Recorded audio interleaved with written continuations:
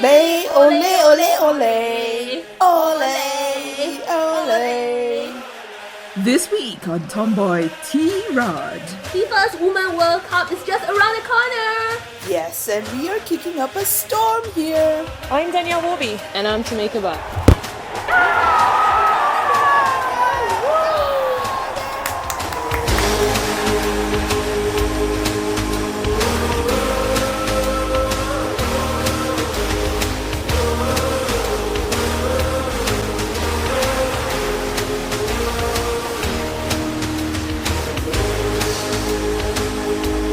I'm so pumped for our first ever match. I feel like bouncing all over the walls right now. Yeah, I can't wait to go out to the field and kick some balls. Ooh. Last year, when we are doing our World Cup special, I only got to referee. That's how boring it is. Oh. Yeah, that's right. But remember, you got knocked in the head. Remember our guests, Tara and Nelson, had to help me heave you into an ambulance? Really? I can't remember. But it was quite the game. But this time, we gotta watch our backs though. And it doesn't help that there's the devious Red Evil team to contend with. Ugh, what an apt name. Makes me think of Hellboy. I am not worried because, come on, we have the best midfielder in town. And she's in our team, Tameka Butt, Australia's W League football midfield star. Yes, you're right. And we are so gonna score a goal for Tomboy Tirade, Asia's first and only English comedy chat podcast. And mind you, it's pronounced Tirade, not tirade or tirade or however else you want to call it. Yeah, and we are going to go all out because that's what we are. A no-holds-barred podcast with a lot of gig and humor thrown into every episode. We're going to go all out on the pitch, guys. Yeah! Hey, isn't that Tameka's agent, Danielle, there by the locker? Hey, Danielle! Oh, not you two again. Oh, where is Tameka? Where is she? She's just getting ready for the match, tomboys. Stop following me around. Okay, we're sorry, but we want an autograph. Pretty please. Please. Yeah, or a selfie, a groupie. Please, just one. Hey guys. Tameka!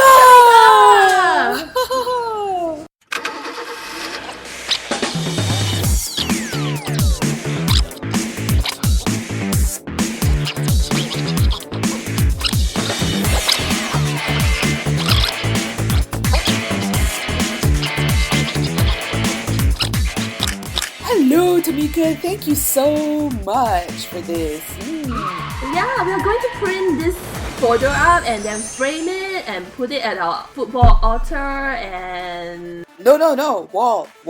like some incense No, and... wall. Yeah, football wall. Hush, Raven. Do you have to announce the world that we were crazy football fanatics? Ugh.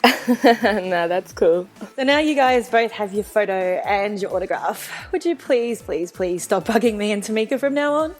Oops. Okay, sorry about that. It's just that we're big fans of Tameka and we get over-enthusiastic sometimes, so, Yeah, so in fact, we are very excited today to have two very distinguished guests for our football special episode. Yes! Woo! Yeah! Thanks for coming to our show, guys! Yes!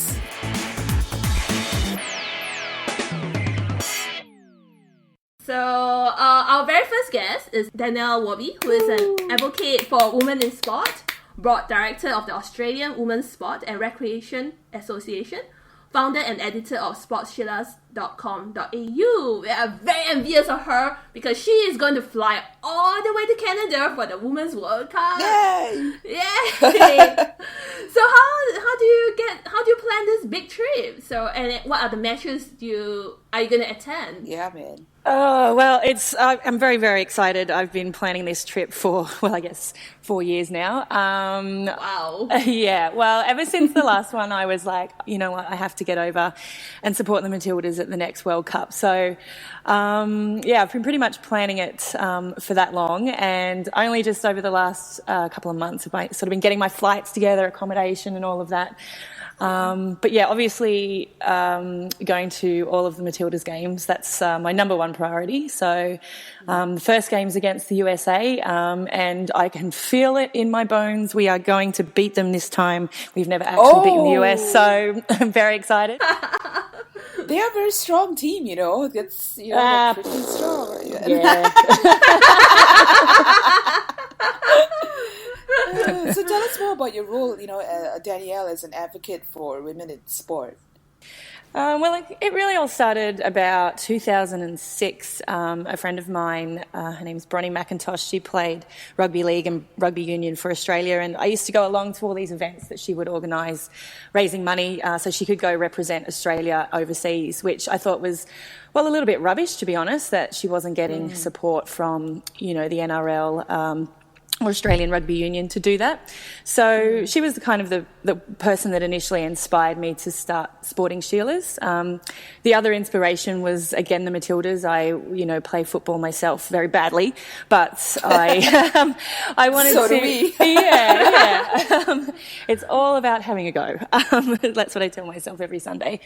So I couldn't find news about the Matildas anywhere, so I decided to start a website and sort of collect what I can all in one place. And that's when social media was kind of starting. So, you know, I had actually at the time a MySpace page, but then, you know, Facebook and Twitter, obviously, and build up quite a community online of women's sport fans. So that was the beginning of it all. And I guess I'm still running that website, and I'm still, you know, very much vocal online in terms of supporting women in sport. And I joined the board of the Australian Women's Sport and Recreation Association a couple of years ago.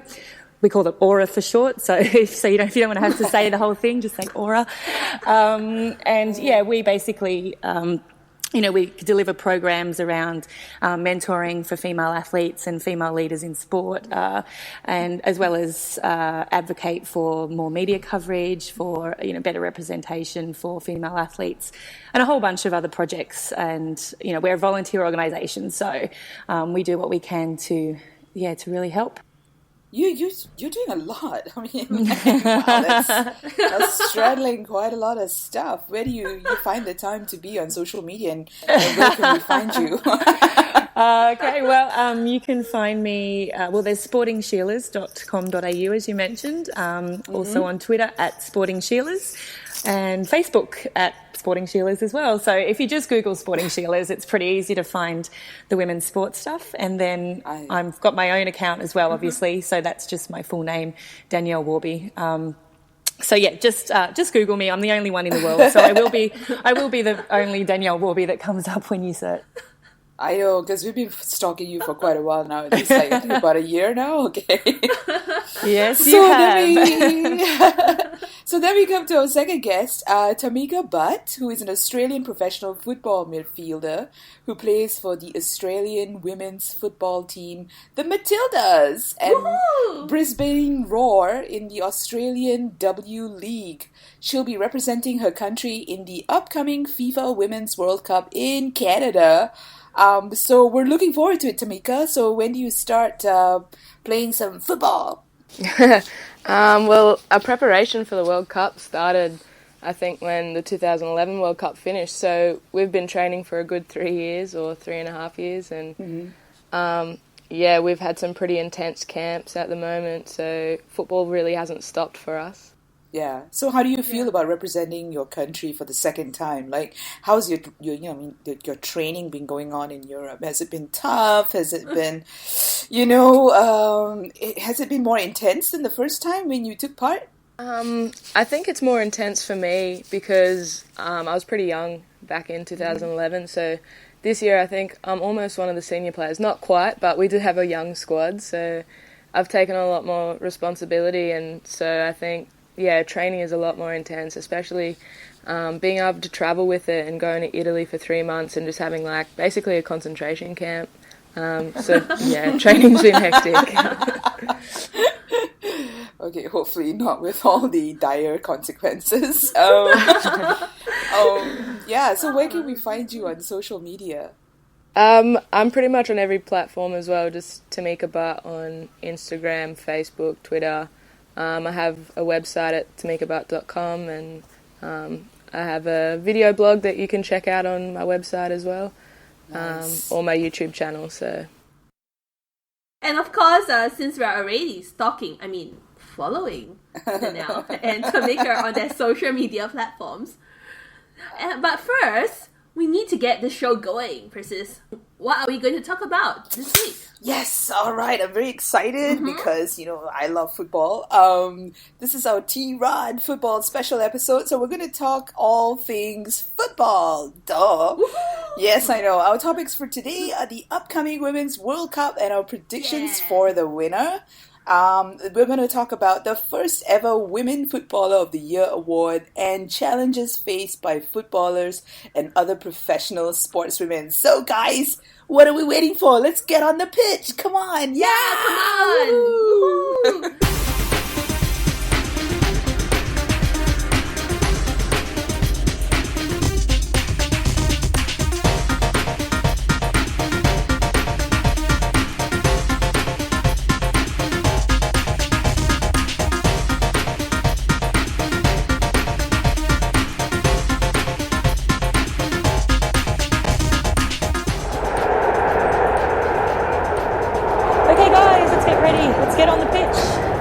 Is loud. Aren't you guys excited? Yeah, we can't wait to go out to the pitch and head for the substitution bench where we belong. Oh, damn, Persis, why did you bust my bubble? That's what I do. That's what you pay me for. But anyway, since there's still time, why don't we discuss some of the biggest news headlines for the World Cup season?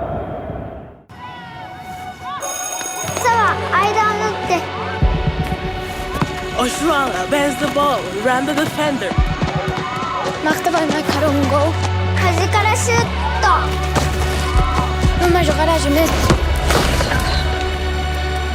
And Sinclair makes soccer history.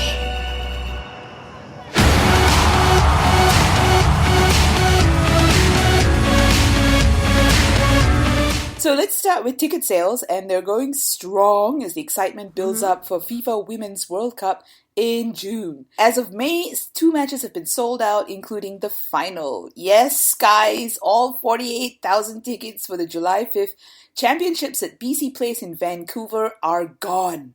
They're missing, completely disappeared. Like, gone. So, if you haven't gotten your tickets for the final by now, that's just too bad. Eventually, FIFA and Canadian Football Association officials are hoping to reach 1.5 million in ticket sales for the month-long tournament that will showcase matches at 6 venues from Moncton to Vancouver. Yeah, and the lineup for this edition of World Cup has increased to 24 teams, up from the original 16. So we have a few new debuts, and they include Thailand, Switzerland, Spain, Cameroon, Costa Rica, Ivory Coast, Netherlands, Ecuador. Congratulations to all the new blood! May the odds ever be in your favor. Is Julian Assange playing for the Ecuador team? I don't know, because he's stuck in the embassy in London, right? We wonder. Well, the number of women and girls playing football around the world has risen from 22 million at the turn of the century to more than 30 million today. To mark this growth, the BBC Women's Footballer of the Year Awards will recognise the best female players. And because it's voted for by you, the fans, it's extra special. It's amazing. You play every weekend, all the fans want to be involved, and that's why I think it's perfect that fans vote. Previous winners of the Women's World Cup span the globe, from the Americas to Asia and Europe. And this year we'll see 8 more teams make their debut. So now, more than ever before, the development of the women's game appears to be truly global. What? No way! Wow! Yep, we have 5 nominees, and they are Spain's Veronica Boquet, I hope I pronounced that right, Germany's Nadine Kessler, and Scotland's Kim Little. Brazilian forward Marta and Nigerian youngster Asisat Oshowala are also in the running. And it seems that the winner will be revealed on BBC's World Service on the 26th of May after being decided by a public vote. So the question is out on the floor. What do you ladies think? Do you think that these awards are a big step forward for the growth of women's football, or is it just like a pat on the back and then everybody forgets about it until the next year? Yeah, look, I mean, it's always a step in the right direction when a massive broadcaster like the BBC recognises women in sport. We can't keep criticising when they do something small and we think that something bigger should be done because we want to encourage them to continue things like this. So I think it's great. I think it's great that it's going to a public vote. I mean, my only issue with that really is how many of the public have actually seen these women play, and that's really what the issue is, because I mean, of all of these names, I could say that only in the last year have I seen Kim Little play because she played with Seattle Reign in the US and they live stream their games on YouTube. So, I've had the pleasure of watching her and she's a great player. But as for all the others, I wouldn't know because we haven't had the opportunity to see them. Yeah, I mean, like, for me, the only one I've ever heard of is Marta, and I mean, I've seen her play, and I heard of Nadine Kessler, but I've never seen her play. So yeah, I mean, I think for me, the question is, you've got a great first bunch of nominees, but moving forward, right? I mean, because there's still so much to be done for women's football. I wonder where it's going. Yeah, because we don't really have a lot of opportunities to see women's soccer outside of the World Cup. That's the problem. Like, I would love to see all these players on the list. Like, I would like to check them out. I want to nominate, but the only person I could nominate is Marta, and I can't even say I watched her match last year. That was because I watched her match like a few years before. So yeah, I think it's a great first step though. Like, hopefully it's a step in the right direction to getting more publicity, because I guess at this point in time we just need more people to be aware of the tournament.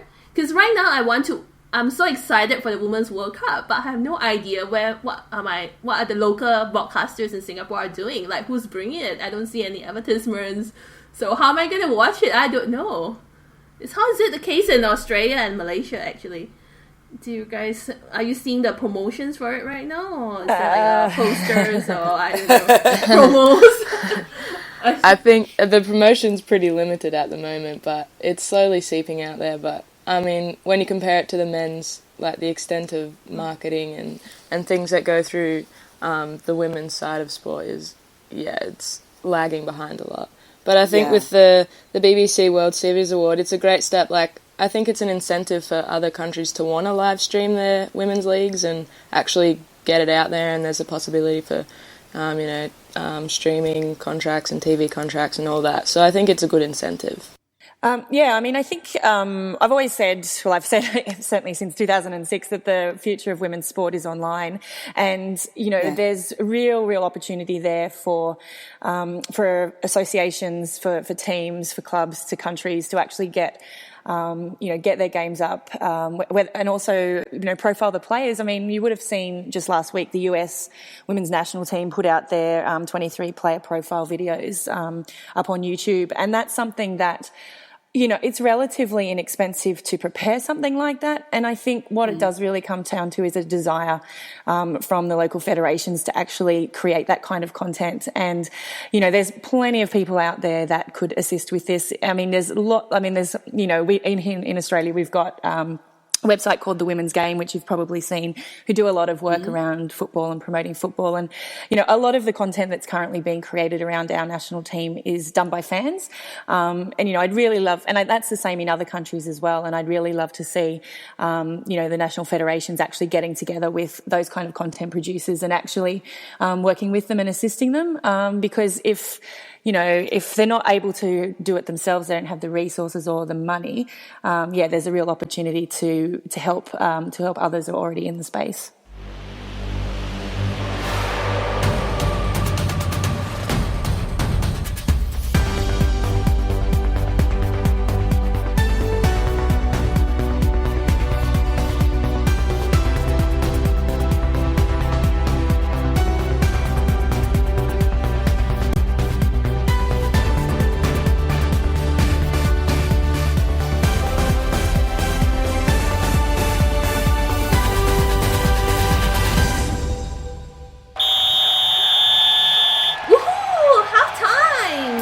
And Tameka is back. You are a force to reckon with on the field today. Thanks, guys. Oh, yeah, I'm really not liking our opponents. Yeah, they're trying to take out Tameka down by shoving and pushing her. What's up with that? After defeating their opening matches, this has become a must-win game for the two bottom teams in Group D. It's Australia against Equatorial Guinea in Bochum.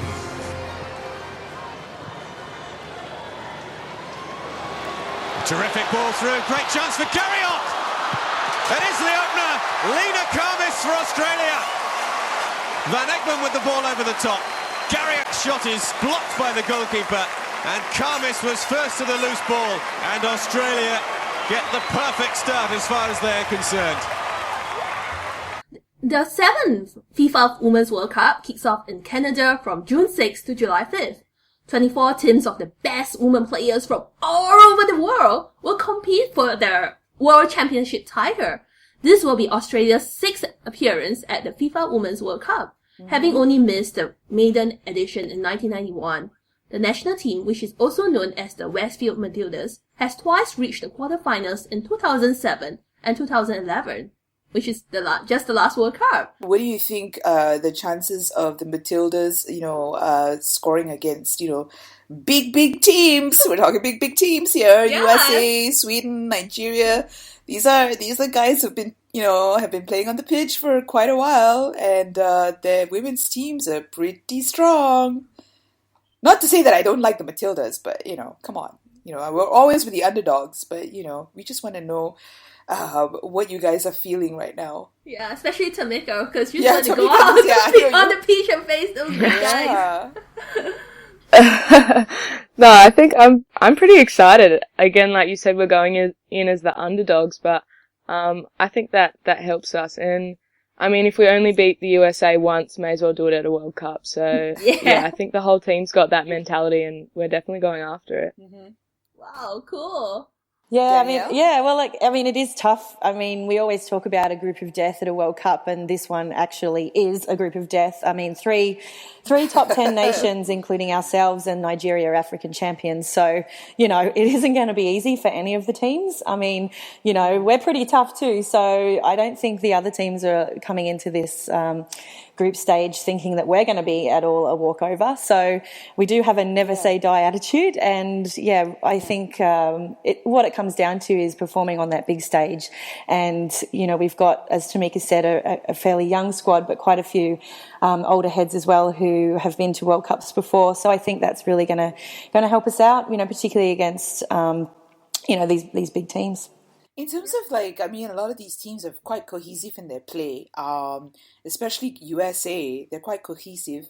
And there's although you see a lot of talents in there, but they're quite strong together. And Nigeria as well, they bring on the African, method of play, which is short, fast passes, things like that. What do you guys, I'm not asking you to spill your secrets, but how do you guys prepare against teams like that who've got a certain style? What's Matilda's style? How are you guys going to go in there and find chances to score? Yeah, well, I think there's two parts to everyone's game. There's an offensive and a defensive, and I think every team will go out and play their attacking style that they've planned to play and that they've been practicing. Mm-hmm. The only thing you really change is your defense and how you break down their attack, and if you can get quick counter-attacks or things like that. So it's more, you go out there with the game plan of your attacking side, and then, you work out how to defend against theirs. Yeah, that's true. So how was it like playing the last World Cup? Could you share about your experiences in your first World Cup?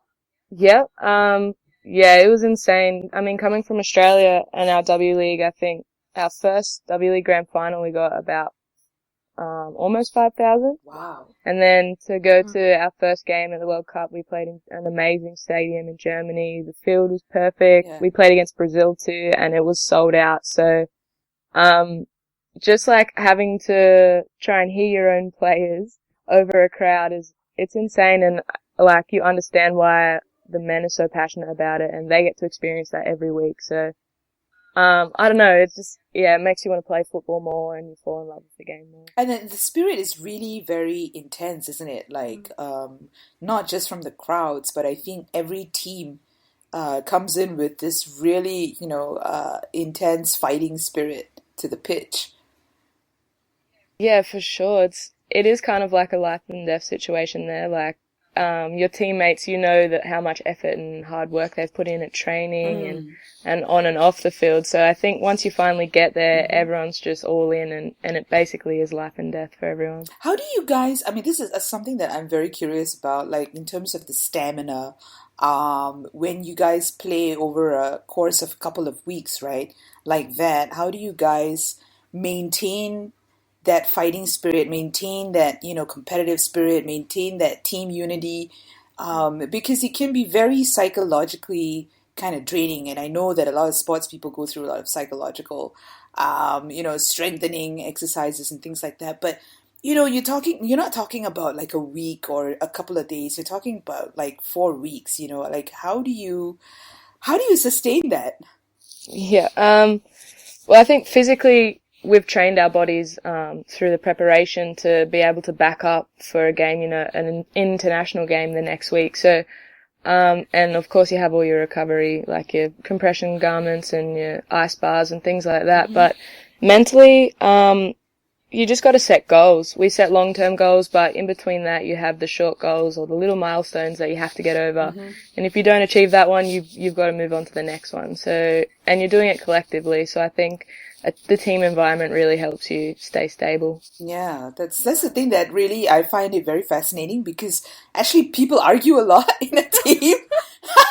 How do you keep, going for 1 month with that collective, vision? Because, that's just something I got to take my hat off to. So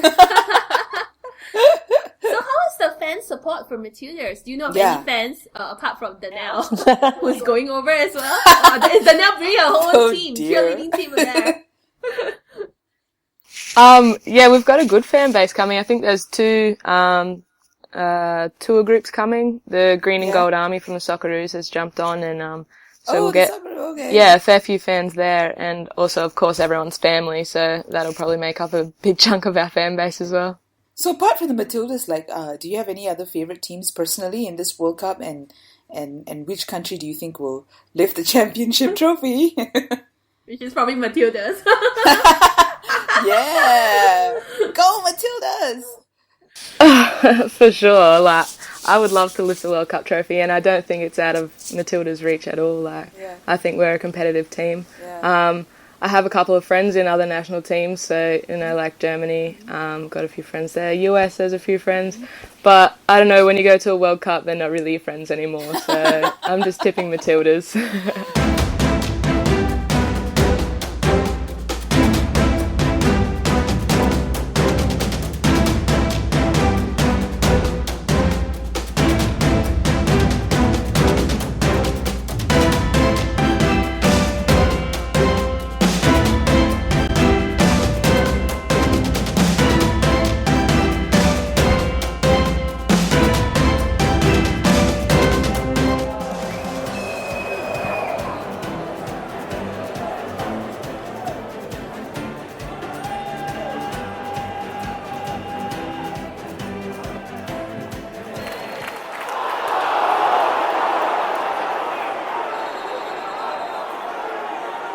Are you alright, Tameka? That looks really nasty.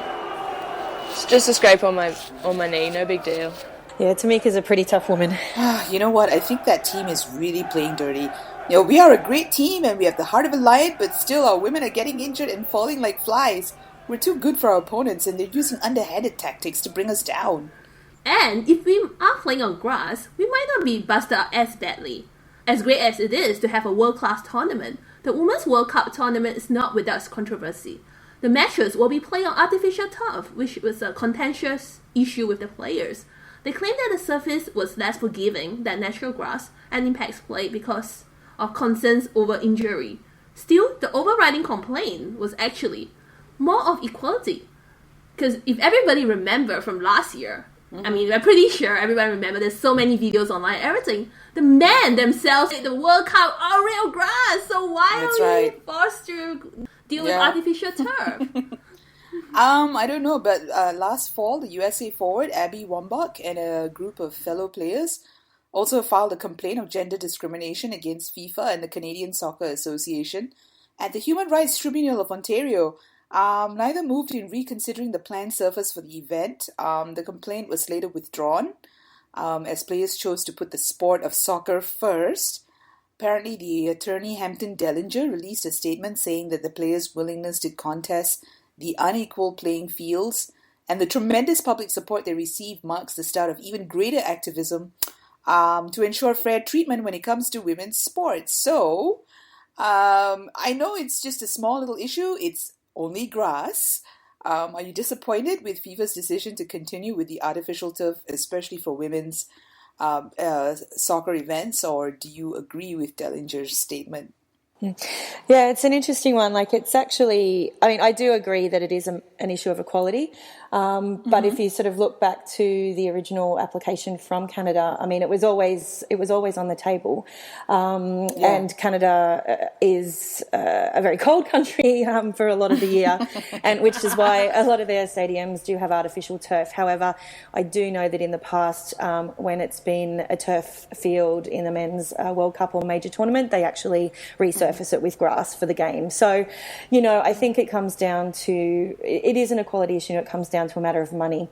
But it is money. Yeah, but as the players have, the players have said, look, it's time we just got on with it. And I think that it's not something that's going to go away. I think that, this issue is going to continue to come up. Personally, like, while I might play terrible football, I have played a tournament on turf, and it is a very unforgiving surface when you have to play day in and day out on that surface. Like, I've done a couple of games here which are one-off. Sydney FC here last season play on turf, and I've played on that pitch, and that's fine for a game. But when you're backing up over a tournament, it's really, really tough. So, I think it's something that they should definitely look at for next time. And I just worry it sets a precedent. A midfielder for the Houston Dash and a member of the U.S. women's national team player pool, Megan Klingenberg, who joins us right now. Megan, I know this was a controversy that was dragging for a while, and FIFA and the Canadian Association both refused to really change anything. Why did these players ultimately then decide to drop the lawsuit and agree to play on artificial turf? First of all, I don't think that we necessarily lost anything. Our main goal is to win a World Cup for the USA in the summer and bring the trophy back to the U.S. But I think the reason that we dropped it is because it got held up in court and it was becoming a distraction. And, our focus really now is to go forward, play on turf, be the best that we can possibly be, and try and win on whatever surface we happen to be playing on at the World Cup. And I think we made the right decision there. But in terms of, like, their, do you also think that sportswomen in general face more scrutiny for their looks and image as compared to men? Or do you think that, like, for example, last year's women's cycling came to the forefront. It had less to do with amazing performances and more to do with, unfortunately, uniform design from the Colombia women team that just didn't happen to photograph well. And also from your article, Daniel, about how 4 topless models were hired to pose as athletes and parade around the red carpet with painted uniforms at an awards ceremony held to celebrate the achievement. What was that about? I mean, like, wow, I'm reading this and I'm like, I'm shocked. Yeah, I still don't really know what happened there. I mean, that's the thing. It was a awards night to actually celebrate the achievements of female athletes. The intention was very good on the part of the magazine that hosted the events, but somebody somewhere had an idea and someone didn't check it, and God knows what happened. But yeah, that's what we ended up with. And, it just shows to me how far we still have to come when, an event purporting to actually promote female athletes and the achievement of female athletes can still get it so very, very wrong. And I think, there is, there's obviously a lot more scrutiny on women's looks as opposed to their ability, but I think that is changing, and I think there's a lot of really great media out there that are, no longer doing that. It's a slow and sure change, but it is happening. And, I think what it's going to come down to is, the sponsorship side of things, I guess, because you talked about it briefly there before, but one of the things that is a bit of an elephant in the room as far as I'm concerned is sponsorship of men's sport. If you look at it from a business perspective, a marketing perspective, a return on investment perspective, a lot of these companies that put big bucks are not getting a return on their investment. All they're getting is kudos and the ability to then go and hobnob in a corporate box at a game. So they're actually tapping into the status of that sport. They're not looking at it from essentially a business angle in terms of bringing in more business to the company in that traditional sense. What they are looking at it is a way to, I guess, impress their friends. But when it comes down to women's sport, the questions that I often hear from sponsors is, well, what do we get out of it? How much more business will we get from this? So we're asking different questions of the sport. And I think once we kind of break that down and that changes, and we start to have more respect for women's sport, more women's sport on TV, you'll start to see the money come in. And I mean, it's not just money and sponsorship. It's, it's broadcast, it's fans. I mean, as fans, we have a responsibility to get out there and support our female athletes. So it's not, there isn't one quick fix to this. There's several areas that all feed into each other. You get a lot of, as you said, a lot of male football counterparts actually tend to get a hell of a lot of sponsorships aside from the sporting goods that they are ambassadors of. Like, for example, you have Ronaldo, I mean, advertising for KFC. You're like, what? It doesn't make sense to me because, you're a footballer, you're supposed to be healthy, but you're eating totally unhealthy food. And then, it just comes to a point that I find that they're very myopic about the audience because a lot of women are very, very capable. They're earning a lot. But speaking about the game, how is the women's football scene like in Australia? Because I've heard about the Socceroos; they're pretty big. What's it like? Is it healthy? Is it going where it needs to go? Is response to the sport for women pretty positive right now in Australia? Yeah, because you guys have been in the World Cup for like 6 times, which is quite a record. That's right.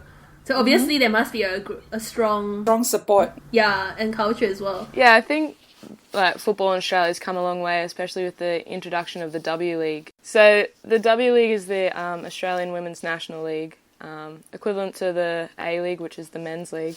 And it's been going for 7 seasons now. The unfortunate ABC cuts are quite devastating for our game. But in saying that, with the views that we had, we might not have the same amount of spectators at the game, but we were getting a lot of TV views. And I think just that little bit of insight is for us, and I think boosts FFA's efforts to try and get us back on TV and push a little bit more of the marketing side our way. But on the field, our women are amazing. I'm amazed by the youth players coming through our under-20 team and even younger than that. I think we just have passionate footballers, and that's what's helped us. I mean, we're ranked number 10. We've been to that many World Cups and to 2 quarterfinals. So, I don't know, we've got the skill on the field, and I think it's just purely coming from passionate footballers.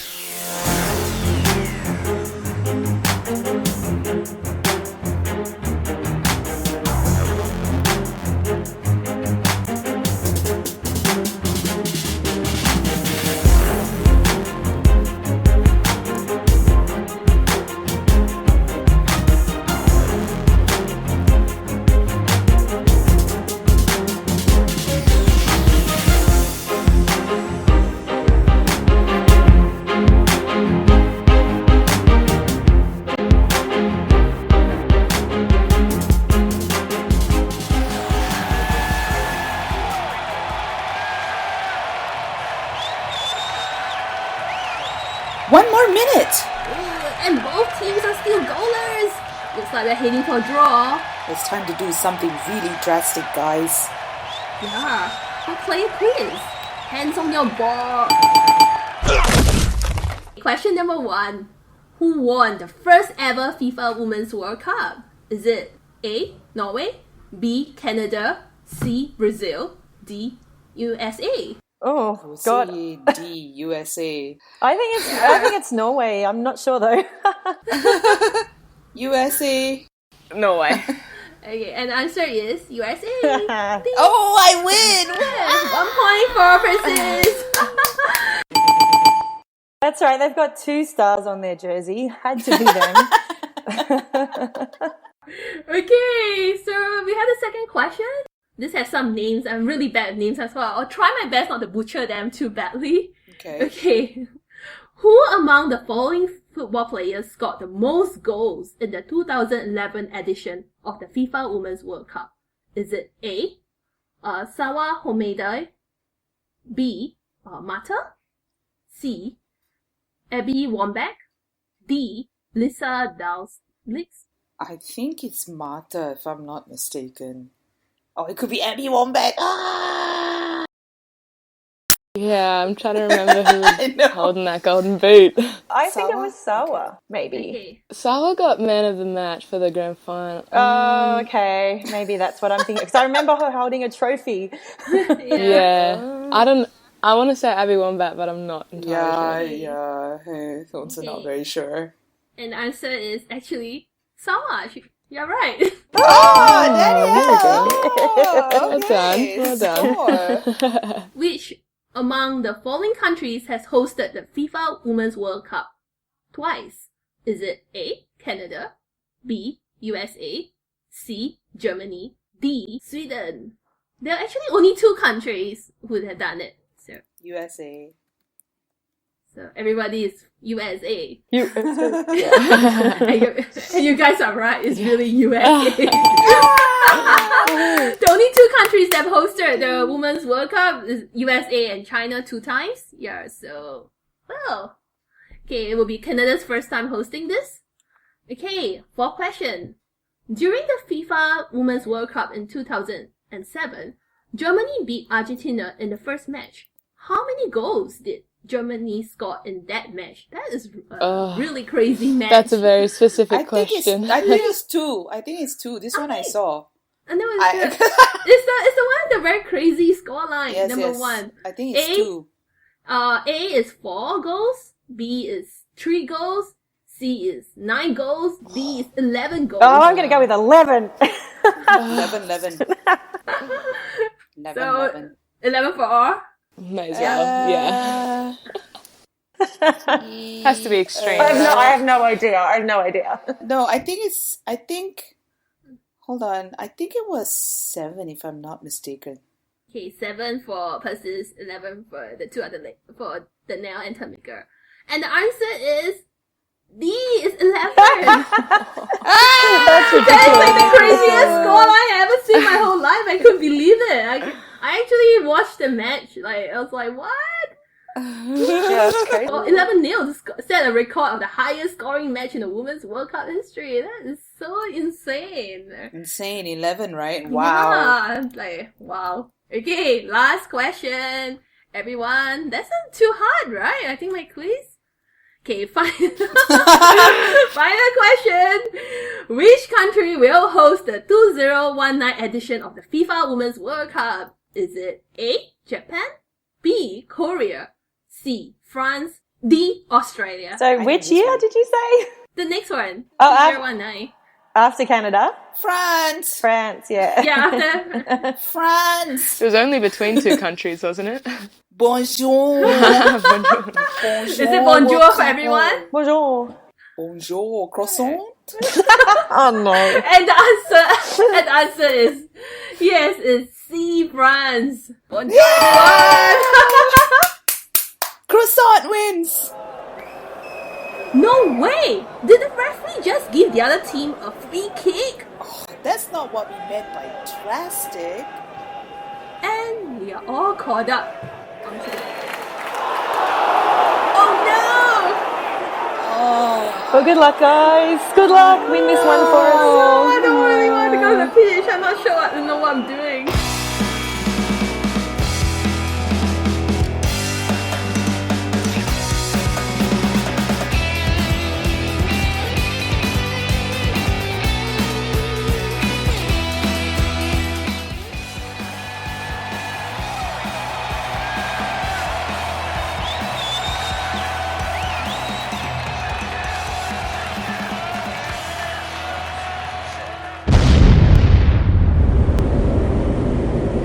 Holy smokes!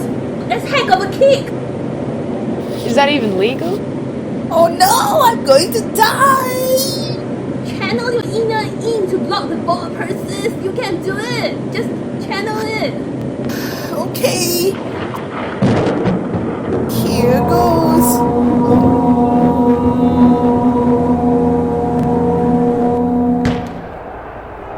Great work, Persis. Woohoo! There is still hope. Tameka is going for it. Go, Tameka! Is that the crouching tiger, hidden dragon bicycle kick move? Cool, she's employing some Shaolin football tactics. Ooh, what a kick!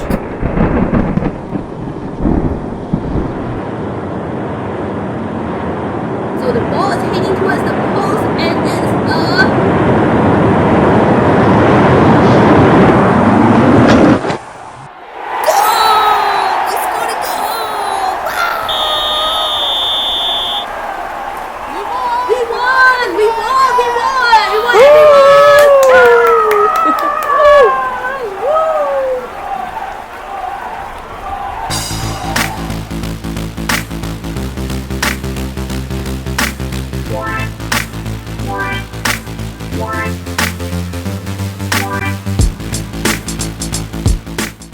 Well, that's the end of another kick-ass episode of Tomboy Tirade. Thanks for playing football with us, folks. If you enjoyed this episode, don't forget to subscribe to the show on iTunes and Stitcher, and please give us feedback. We've also got a great website with everything you want to read about being a tomboy in today's world. And if you have any inquiries about advertising, collaborating, or appearing on this podcast or our blog, you can drop us an email at hello@tomboy-tarts.com. Because we are everywhere! Everywhere, people! Everywhere!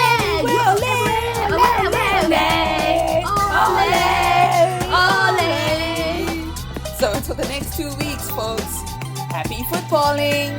Ciao and adios, amigos! Ole!